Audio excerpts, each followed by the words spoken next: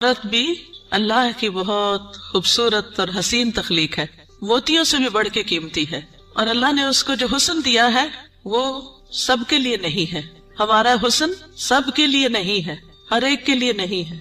अल्लाह ने हमें जिसके लिए पैदा किया है, जिसके लिए बनाया है, ये उसी का हक है। आप देखिए कि बचपन से ही एक छोटी सी बच्ची को भी जो शौक होता है वो किस चीज का होता है, सजने बनने संवरने का। छोटे छोटे बच्चे माओ की लिपस्टिक्स का क्या हाल करते हैं, सिर्फ अपने ऊपर नहीं लगाते, दीवारों में भी लगा देते हैं। और इसी तरह कुरान मजीद में भी आता है, अब क्या वो जो जेवरात में पाली जाती।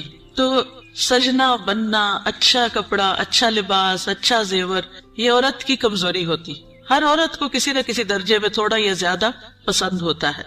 अगर रोजाना अपनी जेबो जीनत का एहतमाम न करे तो खास खास मौके पर जरूर करती। और फिर उसमें बाज़ औक़ात ये होता है कि सिर्फ जेबो जीनत